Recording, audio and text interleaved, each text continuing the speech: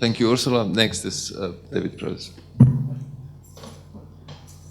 Thank you very much for inviting me to speak. It's a great pleasure to be here. I'm just waiting for my slides to come up. I'm going to show 14 or so slides. Thank you very much. I'm going to talk about PPPs, public-private partnerships, and the National Health Service in the UK. I'm going to show you, using data, how the PPP policy has been used to break up a public service. The National Health Service in the United Kingdom is the best loved institution in that country. It was created in 1948, and it was designed to provide free health care, and I'm quoting here from a leaflet in 1948, free health care to everybody in the country, whether they are rich or poor, or young or old, to meet all their healthcare needs.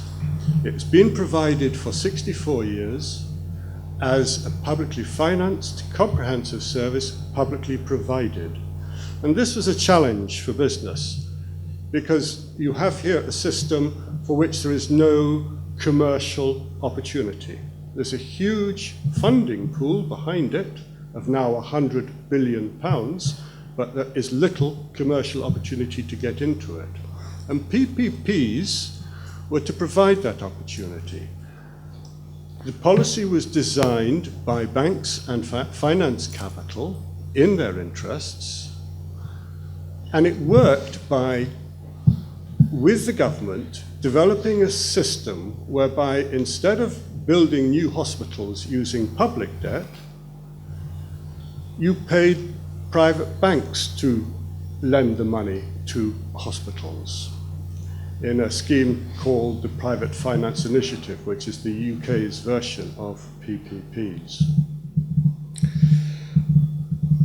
The affordability analysis that I'm going to run, it's essentially an affordability analysis that informs this story, is based upon the very obvious fact that it costs more for a private organization to borrow money than it does for a bank.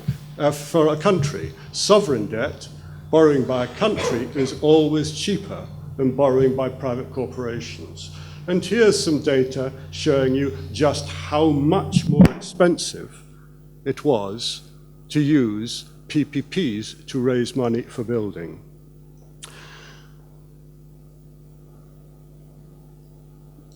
Not only banks lend, but shareholders have investments in PPP schemes. The scale of these investments, or the returns on these investments, were unknown for many, many years.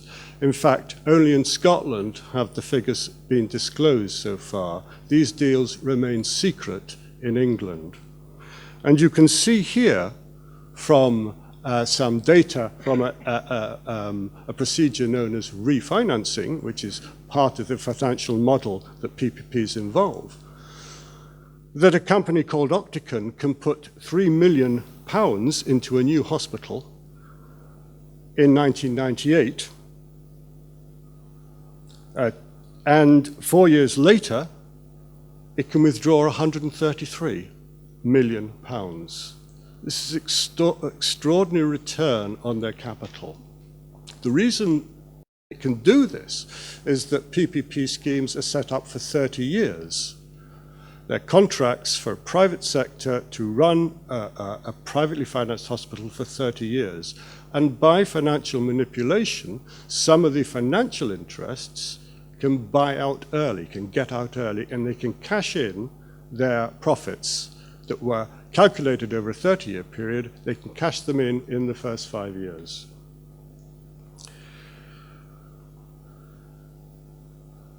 The net result of the high cost of hospital building under PPPs is essentially we end up building one hospital for the price of two. It's a wholly irrational policy. And here's some data on the actual costs compared with the costs had the hospitals been publicly financed. The net result is that in a publicly financed system, in a tax finance system, with a fixed hospital budget, you have a higher proportion of your budget going to capital and less going to clinical care.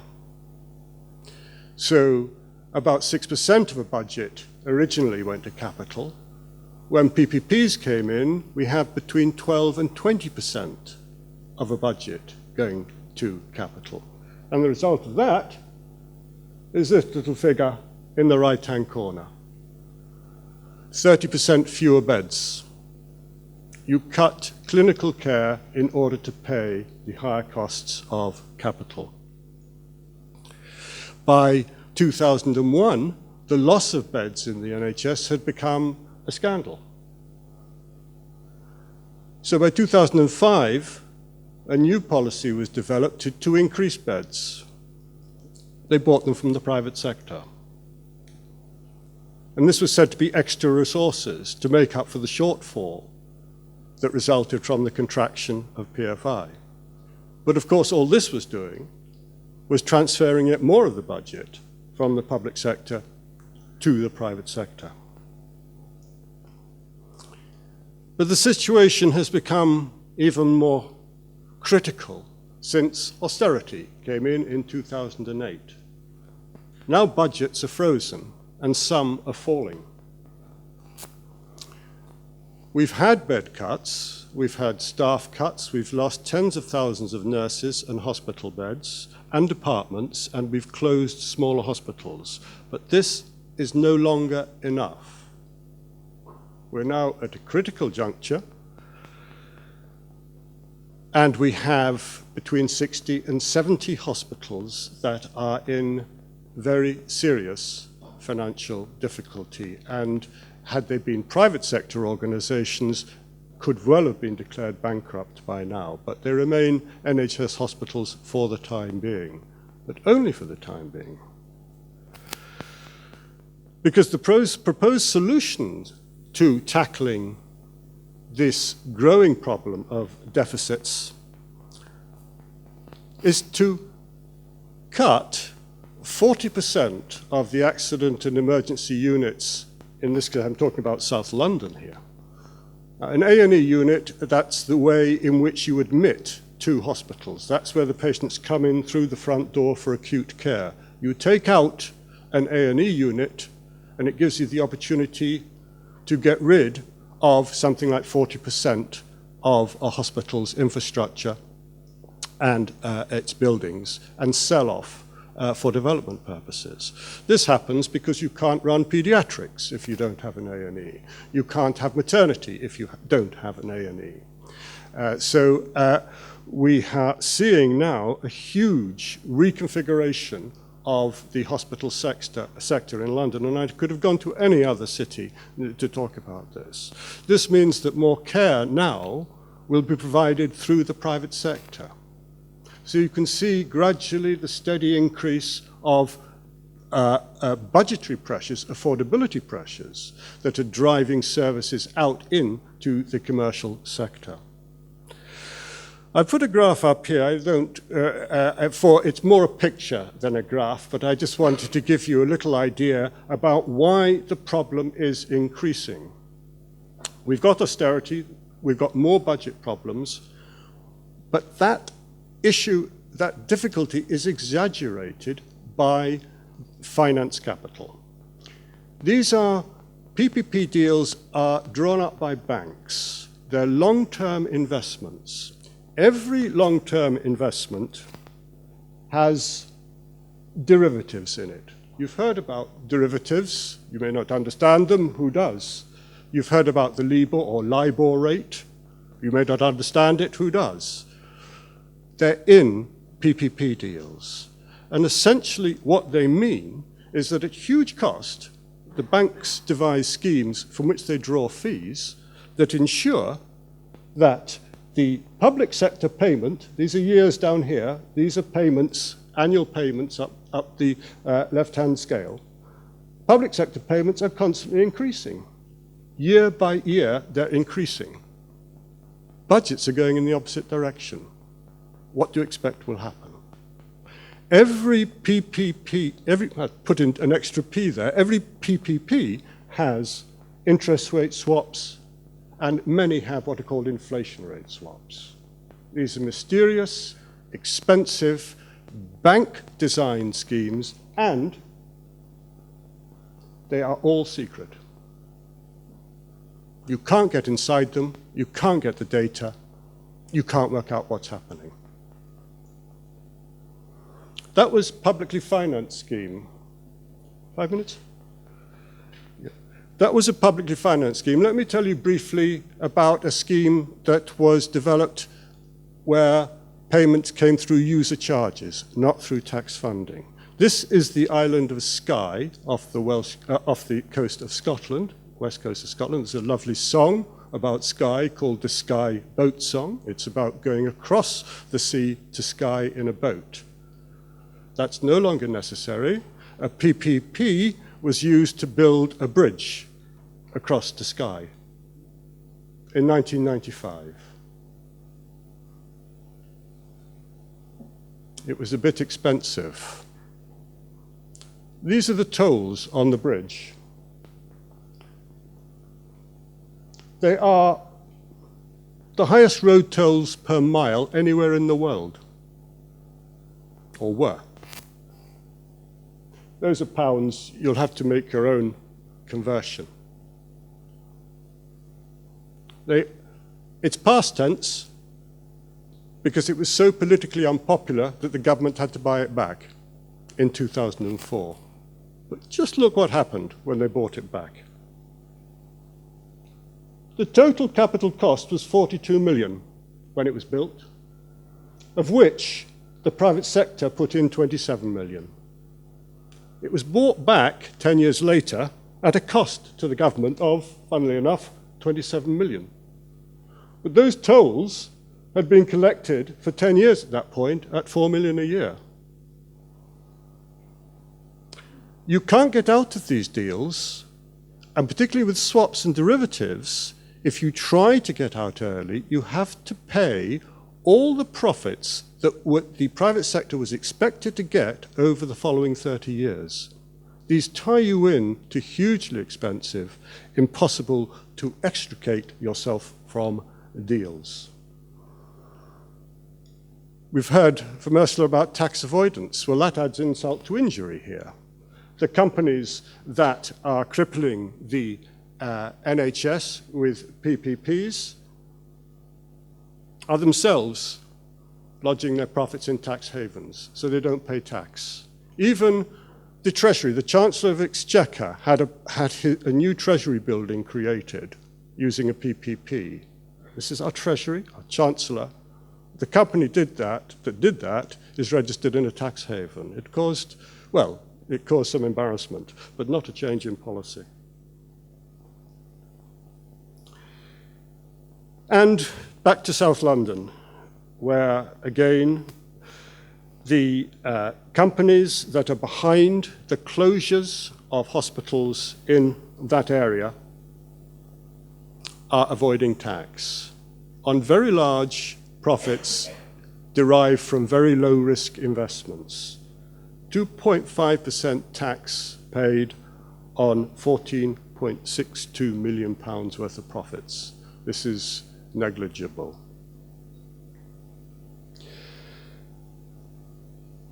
It's common analysis now. Here we have UK's utilities, German, French-owned. China owns 8% of Thames Water in London. They're not paying tax.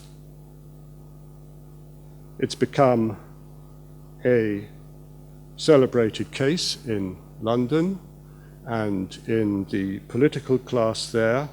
It's an old story in Africa. That column down the right is an account from a Christian Aid report of 3 or 4 years ago, saying how little taxes multinational corporations pay, especially in the extraction industries of Africa. So this is a story now that's being visited on the developed countries of Europe, although it's a very well-known story in less developed countries.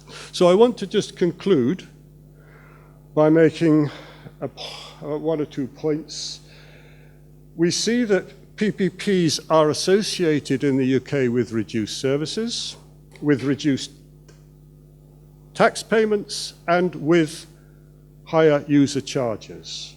We know that when PPP companies employ people, employ the porters and the caretakers and the estate workers in hospitals, they push down their wages. So they're doing all these first three things, and they're also then compressing wages too. And so I say, no wonder the deal's a secret. We've got a situation in which the welfare state and the wage structure is being attacked by a single instrument that is driven by finance capital. And the public health cost, and that's my interest, and that's why I study it, is extensive and very damaging.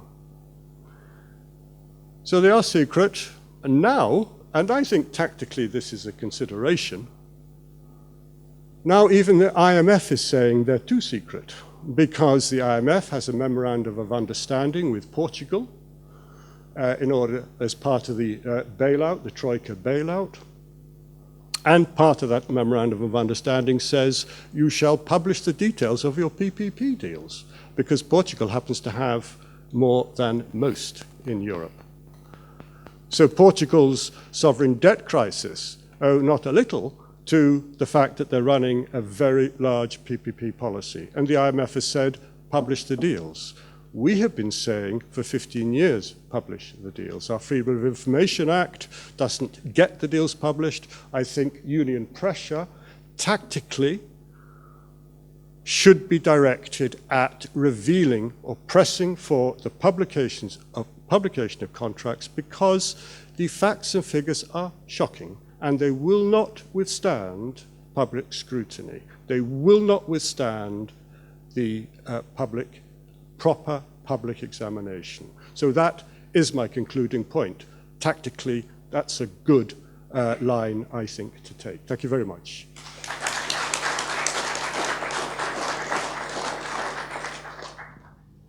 So maybe I can go first. David, have you looked at the price of borrowing over time and compared it to what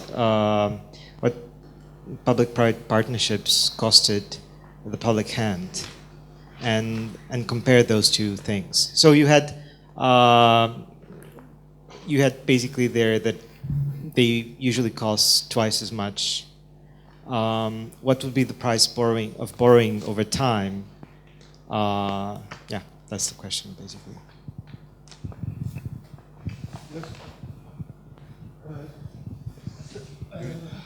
Well, there's no simple answer to that, Tom.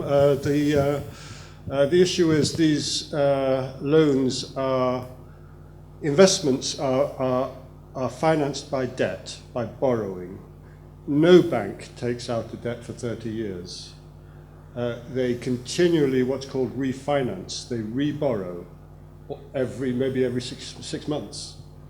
And so that you've got the machinery of finance capital there that's driving the cost of these deals. Now that's where the derivatives that I mentioned come in. A derivative is a type of insurance, so that if you've borrowed 200 million or whatever to build a hospital, if you borrowed that amount, then obviously the key variable in your debt repayment is the rate of interest you're going to pay.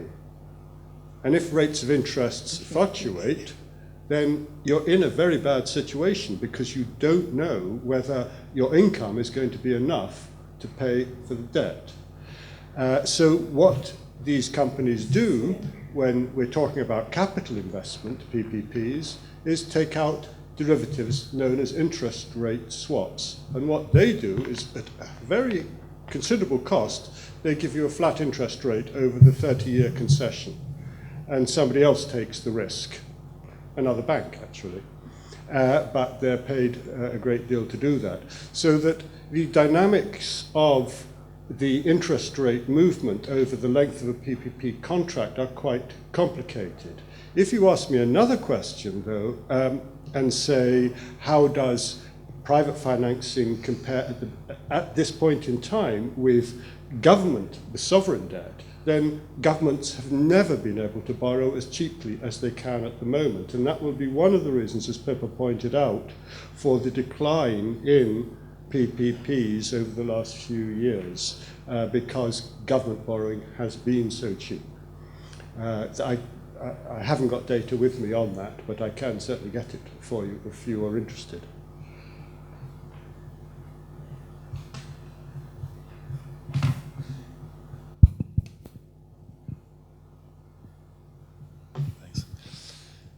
Thanks a lot for your presentations. I had a questions to, well, the whole panel actually, because it's related to the flows of the PPPs. I've been studying them a lot myself, and it keeps really striking me how it is possible that, well, public officials and politicians can actually sign such dodgy deals. Of course, you can always blame the morale, and indeed the water and construction sectors are prone to corruption and all these things, and that's public knowledge, but you cannot explain an entire phenomenon by moral issues.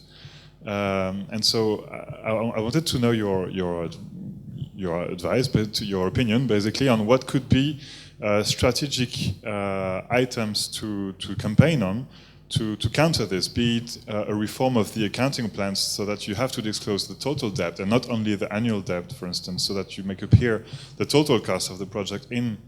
So that's one option. The other option would be to how on earth reinforce the well, government themselves with expertise so that they are properly counseled and don't have to rely on private consultants that are systematically in a position of conflicts of interest to do that. It's just open ideas, but I wanted to know your opinion on this. Just very briefly, Martin, in the UK example, there is public scrutiny, public examination in a process known as value for money testing, VFM, and there's a methodology. It's a technical appraisal system. The issue is that the private sector has designed that system. The private sector does the appraisals for the public sector. So, but it's a lot of data in it, and the point is to get in that data and have a look, and you will see how bad the case is that's actually being made. That's the first point. The second point is on reinforcing the public administration. There is a serious issue here, because if you take something like an accounting change that all governments have made over the last 15 or 20 years, known as resource accounting. It's a very technical change in the way sums are done, and it's quite outside the experience of public administration.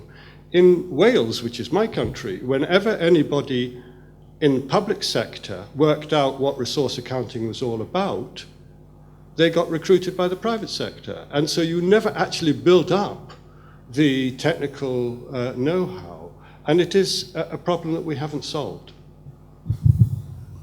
And the other thing is, as David said, embarrassment does not lead to change in policy, which I think is the most visible now in UK with so many scandals, you know, just coming one after the other in Ethos, G4S, and other services where huge blunders have happened in this contracts, and there is an outrage and there is a huge embarrassment for the government using such contracts.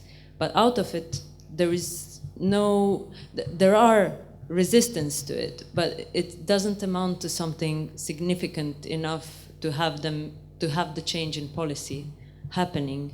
Because I'm studying it as a part of, I think we're about to see a huge new wave of privatization in health sector in Croatia, and here it must be mentioned something from the conference where here it's still, we are lagging behind the new knowledge about this public-private finance deals happening, and the new healthcare minister, part of Social Democrat Party, is a person who all his previous works are about outsourcing and privatizing and so on, so it's very easy to see where it will lead. but I don't see social forces like from the unions, that we cannot hear barely a word about it, or no one who would mount a significant resistance or any alliance that would stand in the way of such a development of things. Thank you. I'd just like to say directly that there's a change in political mood. An embarrassment might not lead to policy change, but with rail fares, energy prices, with privatization of the NHS, the mood is changing, definitely. You can see right-wing papers asking serious questions now. And don't forget, the whole policy rested on the popularity of a political appeal that went, governments fail, markets don't fail. And the picture is now changing. Distinctly, the public mood is changing. How you establish that scientifically, that's an impression, but read the newspapers. The other point I'd make is that this isn't a national issue, this is an international issue.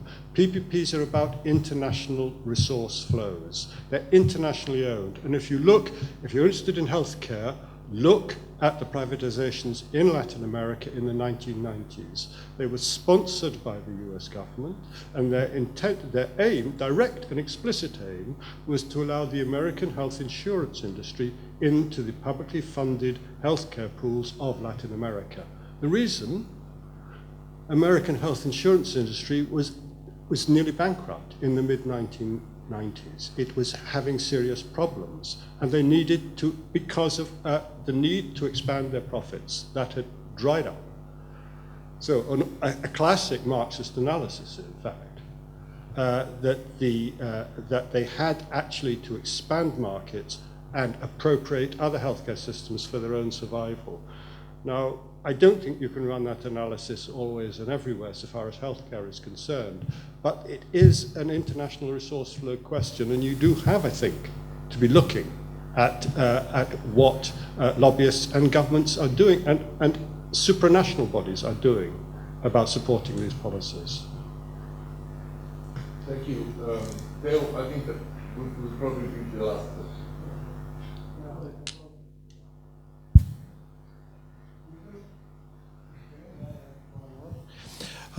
Is there any case of disclosing the contracts through public-private partnerships?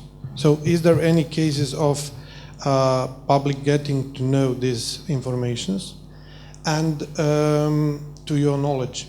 And the second is, what happened, because we don't know these specific articles of such contracts, what do you think, what would be the legal consequences of willing to cancel these type of contracts? Or they have provisions within these contracts that ban certain possibility of avoiding, or is this the only case or possibility to go with this buying again on very bad conditions? There have been contracts disclosed, particularly in Scotland, where the Freedom of Information Act is being interpreted differently. In England, a clause known as commercial confidentiality is used to say that that'll disadvantage the corporations, you cannot release the data. In Scotland, they've taken a different view, but that doesn't give us many contracts.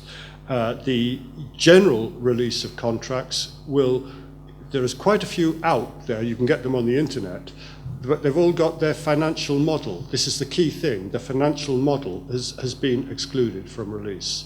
And until you get that, you don't really know what's planned. And your second point, it's in the financial model that you will get the financial penalties for early termination. And you will have a contract, the legal contract will have an early termination clause, and it will specify the cost to the public authority of terminating a contract. And the standard contract is that the contractor is paid the profits that they expected to make over the full life of the contract in the event of and that will happen even if contract termination is a result of the contractor's own poor performance. It's absolutely astonishing the protection that's in there, but even getting hold of that clause may sometimes be difficult.